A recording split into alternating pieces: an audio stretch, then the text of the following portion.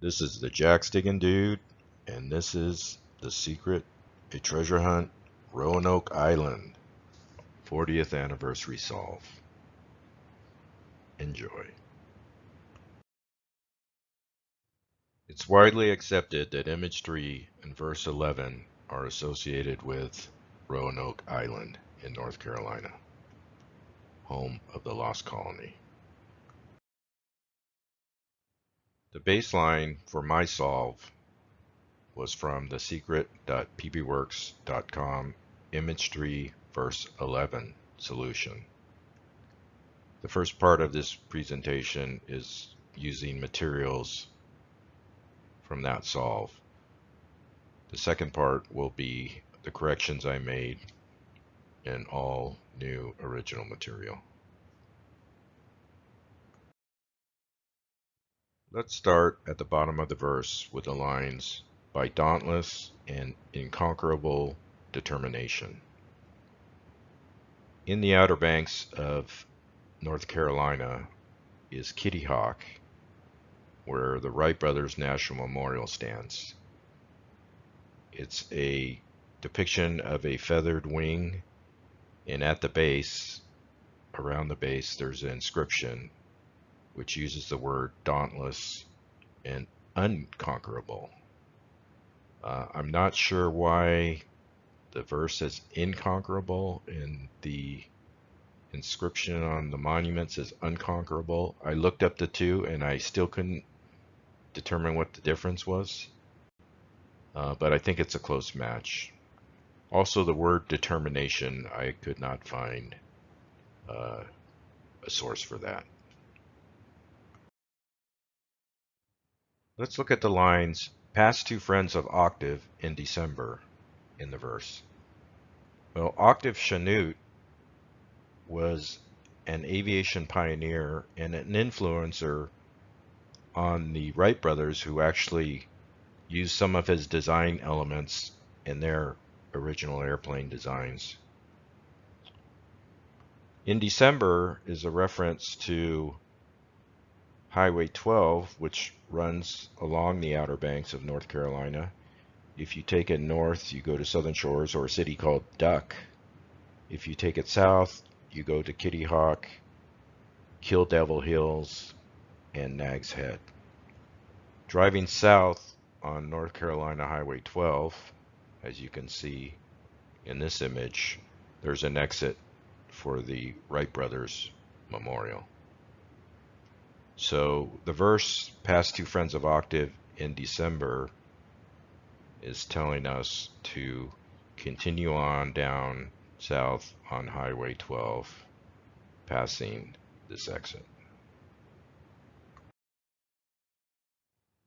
Going back to the verse, the lines, "Ride the man of Oz to the land near the window." Well, the man of Oz is L. Frank Baum, who wrote The Wonderful Wizard of Oz, as well as many other Oz books. The land near the window is this little depiction here of Roanoke Island. As you can see, it is near the window in the image. And if you take the bridge that connects the Outer Banks to Roanoke Island across the Roanoke Sound, that bridge is named the Washington Baum Bridge. So all of this is a good match for the lines, "Ride the man of Oz to the land near the window."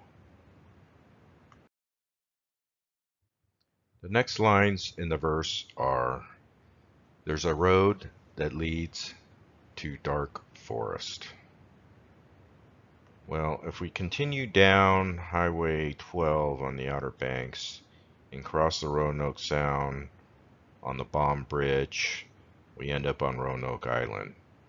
If you take the road that goes north, you end up in an area that is known as the Dark Forest, or the Fort Riley National Historical Site. The Dark Forest is referenced in both Paul Green's play The Lost Colony and on a plaque in the Elizabethan Gardens. It should be noted that the entrance to the Elizabethan Gardens is somewhat similar to the arch shown in the image. Looking at the verse again, we have the lines where white is in color with two maps. John White was the governor of Roanoke and a cartographer, which is map drawer. There's a sign in Fort Raleigh historical site that showcases one of his maps, and supposedly this map shown is in watercolor. It doesn't come out very well on this image. And then there's another smaller map here. So this is a good match for the verse where white is in color with two maps. Also in Fort Raleigh National Historic Site is the Virginia Dare Monument. Virginia Dare was the first child born to English colonists in the New World. And on that monument, the first line reads in July and August, which is a match to the line in the verse. A few other things I'd like to mention from the baseline solve. The first is the range of coordinates for Roanoke Island. It's typical that the range for the coordinates of the city in question are hidden somewhere in the image. For Roanoke Island, you expect to see a 35-36 and a 75-76. Well, hidden in this part of the image are the numbers 3675, and when rearranged, you can form the range for those coordinates. There's a road called the Pear Pad Road that resembles a spoon, which is shown in the lower portion of the image. The spoon in the image has two peas or balls on either side, which supposedly match up with the loop in the road here, and at the end of the spoon over here there's also another loop, smaller loop. And they're saying that what is depicted here in the image is a prickly pear pad. At the entrance to the Waterside Theater is a plaque dedicated to the builder, Albert Quentin Bell. And in the image, there are quite a few bells. So that's a good match. So here is where I diverge from the baseline solution. What follows from now on is all original material and will lead us to the location of the cask. So let's go over the image for things that stood out to me. And I split it up into two parts for better resolution. The upper part of the image is dominated by the medieval scarecrow. Very rigid looking, arms extended, has a very unusual head. There seems to be a sky scene in the background.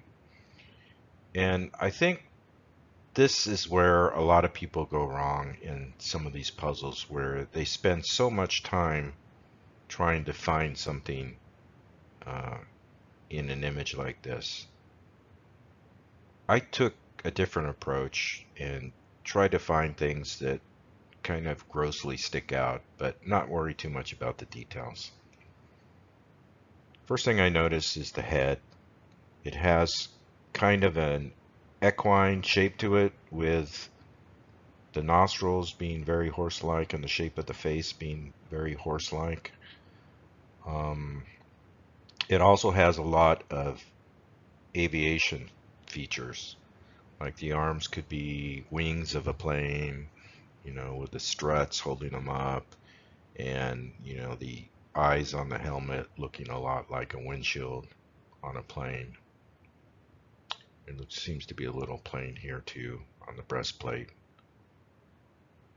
Other things I noticed were I these thought these would be more like horse's ears, but they kind of look like devil's horns to me. This might be a duck hidden in the clouds back here, and you'll see why that's important. Um, and then this little feature down here may be a representation of the Wright Brothers Monument. This little guy down here looks kind of like a bat, but if it's a cat, it can also be a kitty. And if you put that with this upside down hawk here, hawk's head here, maybe you get kitty hawk. But anyway, I didn't really get much out of this top part of the image other than that, and I really didn't spend too much time trying to find other things embedded in this part of the image. In the bottom part of the image, you have a pocket watch. You have 3 orbs, one with a flower in it. You have a couple keys. You have bells, 3 bells. You have what looks like it should be a leather armor skirt, and you have a round pedestal and a rectangular pedestal. The one thing that's really sticks out is this little Pixie image here with a very unusual body shape and suspicious placement of the legs. You also have the jewel here that's shown in the belt of the armor. The baseline solution has brought us to Fort Raleigh, and we have already explored a portion of it. Here is the Visitor Center, the Virginia Dare Monument, the Waterside Theater is down here, and up over here is the entrance to the Elizabethan Gardens. At the Visitor Center, there's a sign, and if you focus in on the left side of the sign, which is where the Elizabethan Gardens is shown, and you blow it up, as shown here on the right, if you follow the path down through the Elizabethan Gardens, you end up at a circle and square. So going back to the verse, after circle and square, a path beckons to mica and driftwood. Well, mica and driftwood are usually associated with the beach. And as you can see from the image below, it's a beautiful beach with plenty of driftwood. So let's go past the circle and square. And it doesn't matter which fork you take in the road, but they both will take you to the beach, and I believe the outlet to the beach is right about here. The end of the path leads you to the outlet to the beach. It's approximately where the red arrow on the left image is pointing. Here we have a very nice bench overlooking the ocean and some wooden fencing that defines the property line. You also have these ruins of an old gate. The column on the right seems to be leaning a bit. But I think this is a good point to have a seat, chill a little, enjoy the scenery, try to channel your inner Byron Price and determine where exactly would he bury the cask.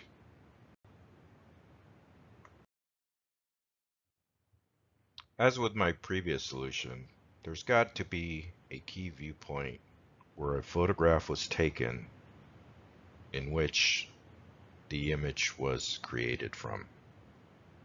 I think, again, this is the key to solving this puzzle as well as some others So let's determine what that key viewpoint is. So the first thing I came across when trying to determine the key viewpoint was these two orbs here. And the way they're sized in position kind of screams out perspective. So imagine, you know how railroad tracks converge into a single point in the distance? Well, I think that's what the artist is showing here.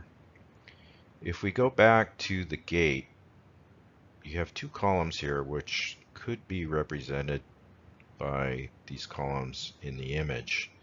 But on top of those columns, you do have two orbs. And if you look at these orbs on top of the columns at a certain angle, they will have the same appearance as the orbs in the image.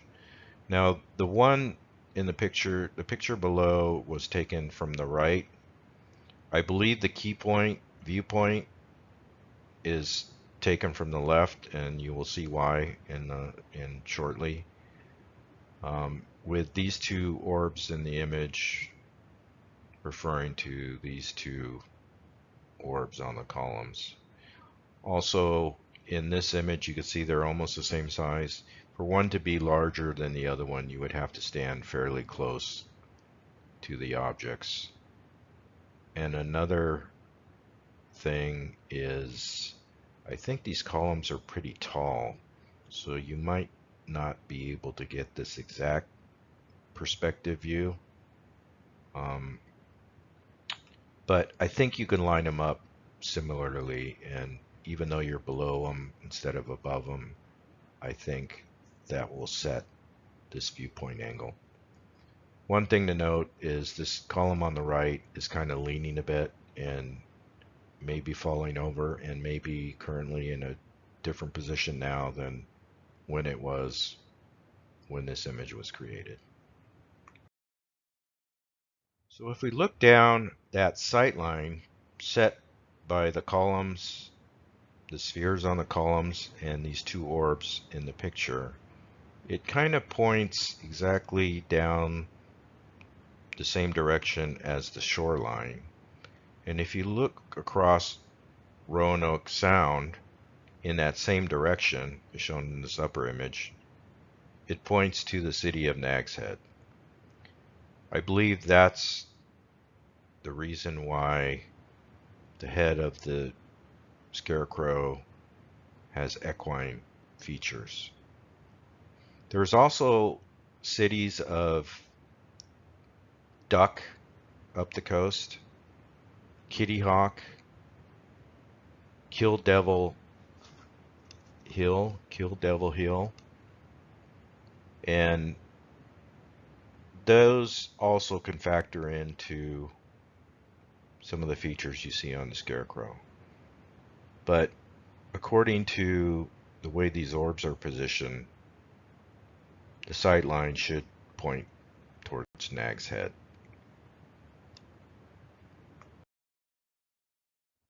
Now that we think we know what the head of the scarecrow represents, let's take a closer look at the body. Well, a couple things come to mind. One, it could be actually a scarecrow. Or two, it could be the wings of an airplane, with these supports holding up the wings. Or three, it could be the mast and sail on a ship. Well, if you look at that same sight line that goes from the gates at the Elizabethan Gardens to Nag's Head, it kind of crosses over the corner of the Waterside Theater. And at the Waterside Theater, there's a facade of a ship that is used in the play, The Lost Colony. And you can see these railroad tracks here. And this ship is wheeled out to represent the landing of the colonists. And then when they leave, I guess it probably goes back out to sea. But anyway, this is the position where it's stowed. And if you're looking at that sight line, these sails would be in the foreground. So I think it's a good match that the head represents Nag's head and that the arms and torso represent the ship's mast. Well, what about this armored leather skirt? Well, that too would have to line up with the masts on the ship and Nag's head in the background. So it makes sense that whatever this represents, it's probably located somewhere along on the beach. The other thing I notice is if this was a leather tunic, it would not hang like this. You know, all the pieces would be hanging straight down. So to me, this represents something that is rigid. Well, what's could be rigid and located somewhere on this beach? So I scanned the beach and this is what I found. An old stump that looks very similar to what is depicted in the image for the armored leather skirt. And if you look at, say, this area here, there's a lot of interesting going on. It's almost a great match for the type of things that are going on in the image. Of course, it's 40 years later, and you know, people are saying with all the hurricanes and this and that, that this stump probably wouldn't be there for 40 years. But let me tell you a story. When I was a kid and about 4 years old, my parents took me to Sequoia National Forest in Northern California, and we took a picture in front of this fallen tree. And then a few years ago, I returned to the same park with my niece, and damn if we didn't take the same photograph in front of the same tree. So it is a possibility that this stump has been here for 40 years. But I think this solidifies what the key viewpoint photo is depicting. The mast of the ship, the stump, and Nag's head, and maybe even duck, kill Devil's Hill, Kitty Hawk in the background.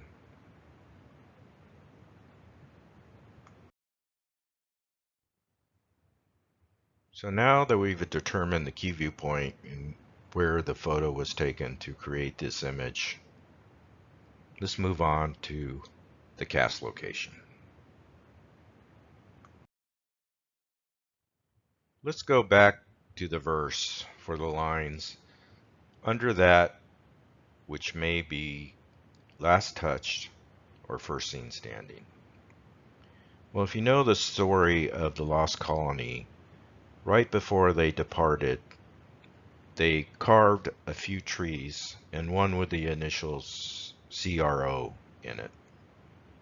And this was the last thing they did before they got on the boat and left Roanoke Island.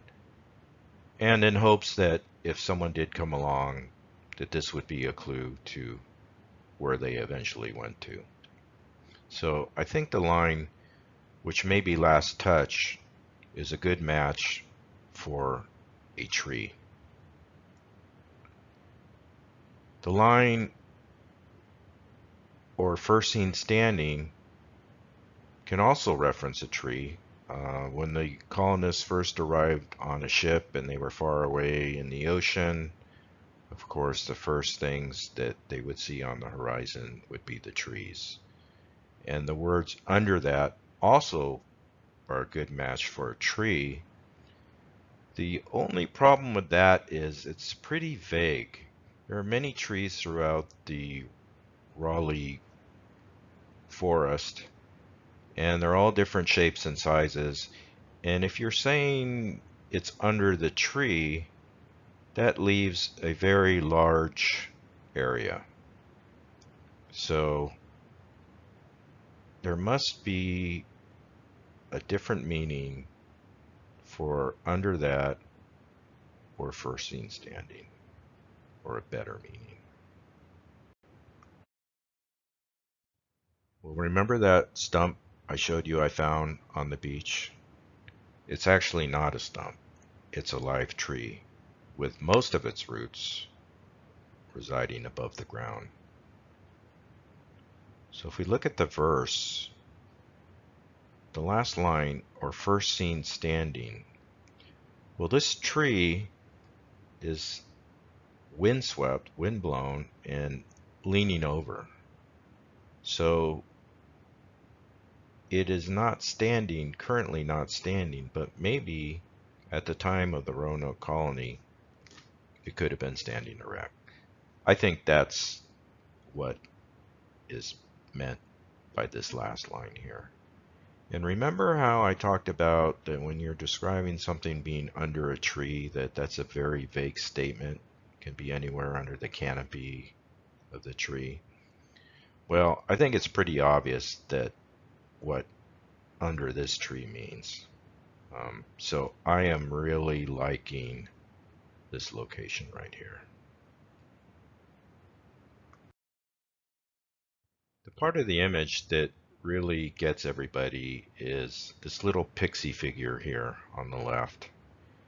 And to me, it's an excellent match to this tree. Keep in mind that this tree, it's 40 years later and it's probably a lot bigger. It's still a live tree. But I think at the time of the photograph, it looked a lot more similar to what is shown in the body of the pixie, with the trunk being the abdomen, the bend at the waist. Maybe these two branch features here represent where the arms, maybe there's something down here that at the time looked more like a head. And this is pushing it, but I see this little V feature here, which looks a lot like the position of the legs. And remember, the key viewpoint was looking down this line down the coast. So I think this is an excellent match that the pixie is representing this tree trunk.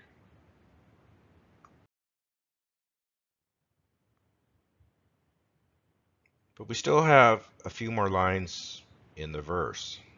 So let's go back to the verse. Look north at the wing and dig to achieve your goal. Well, the wing is definitely the Wright brothers monument, which has a wing depicted on its sides. And in this photo, north is kind of straight ahead, and the arrow represents the approximate location of where the Wright brothers monument is across the Roanoke Sound. You can see on the map down here, Elizabeth Garden is here, and the monument, this is north, and the monument, Wright brothers monument, is off a little to the right. So this is a very good approximation. I did zoom in very closely here to place this arrow, so I'm pretty happy with that. So look north at the wing and dig. Well, if you were sitting on this bench or in front of this gate and you look north at the wing, where do you dig? I was almost convinced that the cache should be under that tree, but this line here is giving me some trouble. But if you get a little closer to the gate, guess what? There's the tree. North was kind of in this direction, and if you were over here, and if you were sitting back here, the wing would be over here somewhere. So look north towards the wing and dig.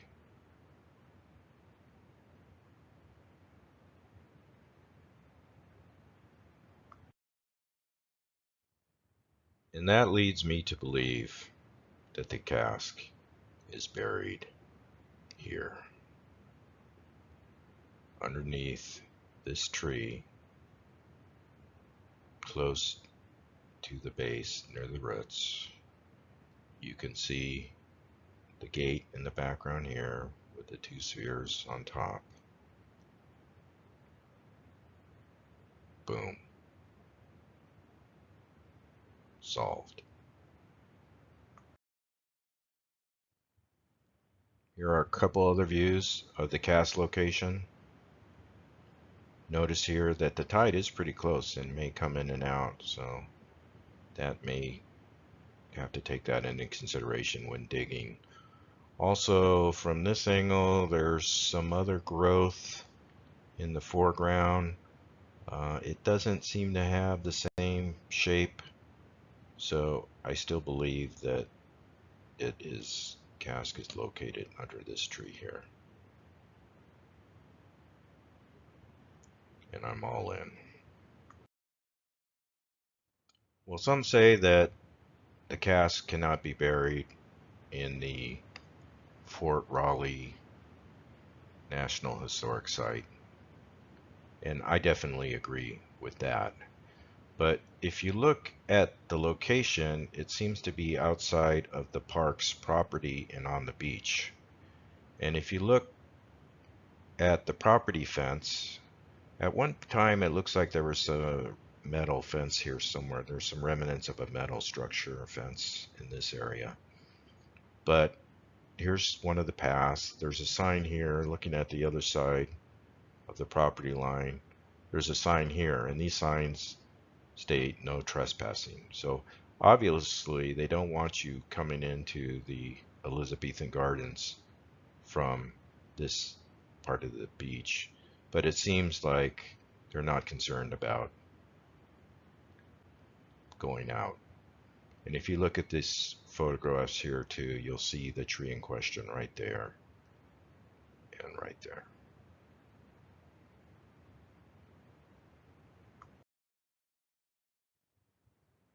I hope you agree that this is the correct solution to the Roanoke puzzle. Please stay tuned for my next 40th anniversary solve. This is the Jack's Diggin' Dude, out.